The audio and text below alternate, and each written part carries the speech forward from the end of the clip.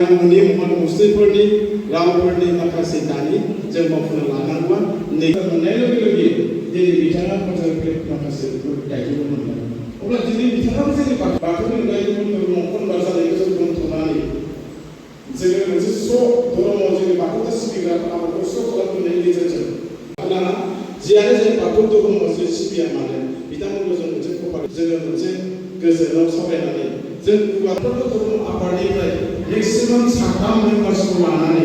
जों खामानि मावनो हागोन बेखौ आं सिन्था खालामो आरो आं सानदों आरो दिनै थारिखआव आंखौ जाबाबो जायाब्लाबो रोंब्लाबो रोङाब्लाबो धर्मआव बुंनो हायाब्लाबो मोनसे गोनांथार सावरायनाय बे हांख्रायगिरिया एक्सुअलि नै जोंना बाथौ ट्रेडिशनेल एन्ड कालचारेल सेन्टारा इनिशिएटिभ लानानै मोनसे जोंनि बर' माहारिनि गेजेराव जाय जेखि धोरोमावनो थाया मानो जाय जेखि धोरोमखौ सिबिया मानो जाहाथे मोनसे नैबे जोंनि फैबाय थानाय 2027आव जानो गोनां जे सेन्सास बे सेन्सासआ मोनसे एकदम बिराद जोंना माने सेन्सिटिभ बेखायनो होनदों जों थारमाने जों मोनसे बे बुहुमाव जोंनि हारिखौ सिनायथि होनोब्ला एबा जोंनि थामोनथाय रैखाथिनि थाखाय जों जुदि जोंखौ बुहुमाव सिनायथि होनो गायसनलांनोब्ला जों खौसेथियै आवगायलांनांगोन आरो खौसेथियै आवगायलांनोब्ला जों खालि जों गाव गावनि खुगाजोंल' होनाबालानो जों मोनसे सरखारनि माखासे मावनो लानाय थांखिफोराव गायसनलांनो हानांगोन जेरै दा सेन्सास जानो थांगासिनो दं बे सेन्सासनि जे कलम बेयाव जों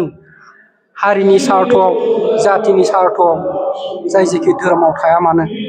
जों जाहाथे माने बाथौ कलमखौ गायसननानै जों गावनि सिनायथिखौ होलांनो हायो बेखौ जों खावलायनानै बा मिन्थियै मानसिफ्रा मिन्थिथों होननानै दिनैनि बे सांग्रांथि मेलखौ लानाय जादों आरो बे सांग्रांथि मेलाव खालि बे बाथौ ट्रेडिशनेल एन्ड कालचारेल सेन्टार बा दुलाराय बाथौ गौथुमनिल' नङा जों गुदि बाथौ बायदि बायदि मेलेमजिबिफोर नोंथांमोना नुखाबाय जोंनाव MP फैदों कलेजनि प्रिन्सिपालफोर फैदों बेनिफ्राय गोबां इन्टेलेक्सुवेल बर' समाजनिफ्राय फैदों आरो गुबुन गुबुन आफादनिफ्राय फैदों बायदि साफ्रोमबो बर' माहारि मोनफ्रोमबो आफादाव थानायफ्रा बिबान लालायनानै जोंनि गेजेराव सांग्रांथि लाबोनानै खारन जों माने बहुत मानसिखौ जों नुनो मोनदों जे जोंनि गेजेराव रिलिजियास जे कलम दं बे रिलिजियास कलमाव जोंखौ बाथौआरि होनानै बर' सिनायथि होनोब्ला जों बाथौआरि होनांगोन बे बाथौआरि होननानै जों सिनायथि होनाय नुनो मोना माखासे मानसिफ्रा आन्दार उन्दार ओरैनो हिन्दु धोरोम होननानै डाइरेक्ट सोना हरो आरो बाखि दस्रा खृष्टानफोराव थाङाथ' खृष्टानखौनो होखागोन बे न' डाउट अब्लाबो जोंनिफ्राय माने हारिनि खौसेथिनि थाखाय हारिनि सिनायथिनि थाखाय थामोनथायनि थाखाय जाहाथे हायोब्ला बयबो माने बाथौआरि होनानै सिनायथि होनानै देग्लायनि सेन्सासनि कलमाव फर्मनि जे कलम बेयाव फिलआप खालायना हरो बेखौ खावलायनो दिनैनि बे सांग्रांथि मेलखौ लानाय जादों आरो नुखाबाय जे मेलाथ' फ्राय साक्सेस जानाय बायदिखौनो मोनदों सेन्सासा नैबे ओरैनो न'खर माबानायखौ जों नै 2027नि थारमाने 2022 मायथाइनिनो आगस्ट दाननिफ्राय जागायगोन होननानै हाउस हल्ड सेन्टार थारमाने न'खौ सानगोन बर' मानसिनि न'खरा मोनबेसे दंमारो बेखौ साननाय हाबाफारियाव मावगोन आरो जे सुबुं सानगोन थारमाने बे न'खराव साबेसे सोद्रोमा दं बेखौ आबुं साननाय हाबाफारिया 2027 मायथाइनि मार्चफोरनिफ्राय जागायगोन होननानै जों मिन्थिनो मोन्दों आरो दा बेबायदि जागायमारोब्ला समा बारा गैला जों जाहाथे सांग्रांथि लाबोनो हायो बयनि गेजेराव माने जोंनि मिथिसार हरनो हायो गामि सिं जाय जेरावखि थाया मानो जे देग्लायनि सेन्सासाव जाहाथे बाथौ होननानै सोनो हानायनि बे खौरांखौ सोनानै लानांगौनि खौरांखौ जाहाथे बयबो मोनो बेखौनो जों खावलायनानै बे ज' मा होनगोन बेखौ मोनसे कअर्डिनेसन बायदिसो बे मिथिङा दिनै मोनफ्रोमबो आफादखौ लानानै खालि बानजायनायाल'सो बाथौ ट्रेडिसनेल एन्ड कालचारेल सेन्टार क'क्राझारा बानजायो बाखि जों मोनसे बाथ्रा बाथौ लिरनायनि खेथ्रआव बोरैहाय नोंथांमोना नङा आंथ' बेखायनो होनखाबाय जे जोंथ' रावखौबो फर्सफुलि रावखौबो माने बाथौ लिरथारनांगौ होना खिन्थु बर'नि मोनसे सिनायथि होनोब्ला जोंनाव जिहेतु रावाबो सिनायथि मोनखाबाय ओइट सिडुलाव हाबखाबाय गाननाय जोमनायाव दंखायो दाखालिसो जानानै थांबाय जे बागुरुम्बा मोसानानै बुहुमावनो जोंनि जे कालचार हारिमु गाननाय जोमनाय मोसानाय बे हारिमुवा बेरखांबाय एफा गोजौआव थांखानाय हारिया जोंना धोरोमबो दङ खालि सरकारनिल'सो गनायथि मोनाखै बे सरकारनि गनायथि मोननोब्ला जोंनि बे धोरोमनि जे रिलिजियास सेन्सासाव मोनसे लिमिटेसन दं आरो माने एसेबां जानांगौ 5 लाखनिफ्राय 10 लाख बिदि मोनसे जानांगौ जायोब्ला आरो जों नैबे बाथौ लिरनो खावलायनाय खारना खालि जों बाथौनि नामखौ गायसननोल' नङा बाथौनि नामखौ गायसननाय जाब्लाबो बेयाव माने गासै बर' मानसिनिनो सार्थ दं बेयाव माने बर' मानसिया थांनाय थैनाय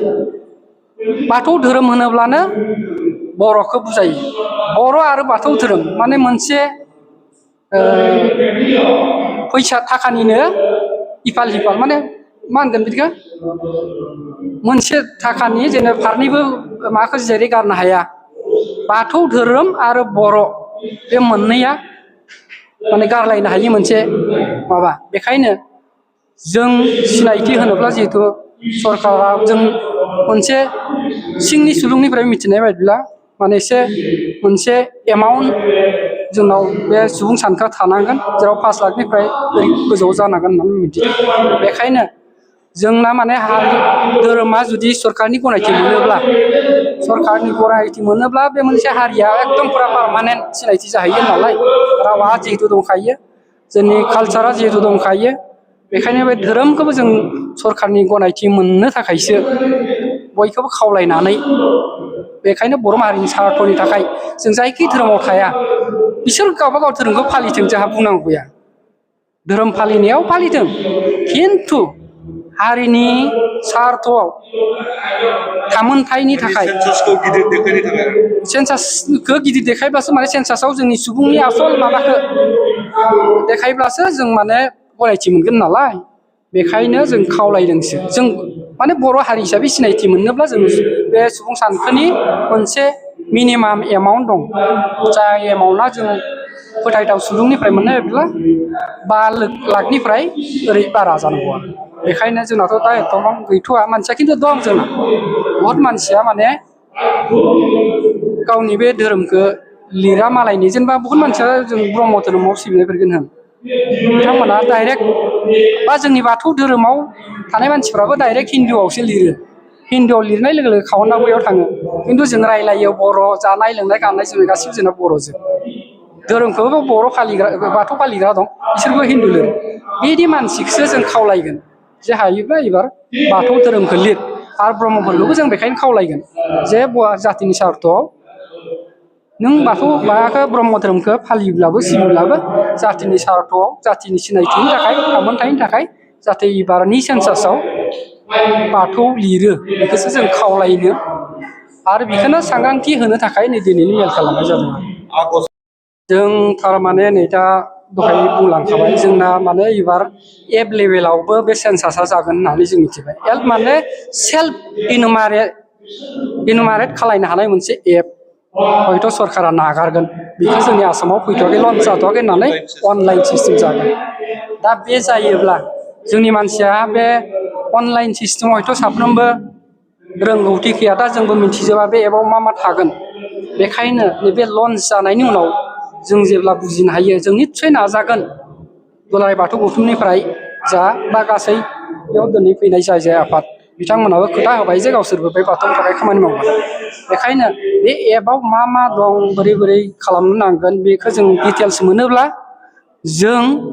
निस्सय गामि गामि जथ' हायो जों बेखौ माने बयखौबो सांग्रांथि लाबोनोबा माबानो जों खामानि मावगोन आरोखि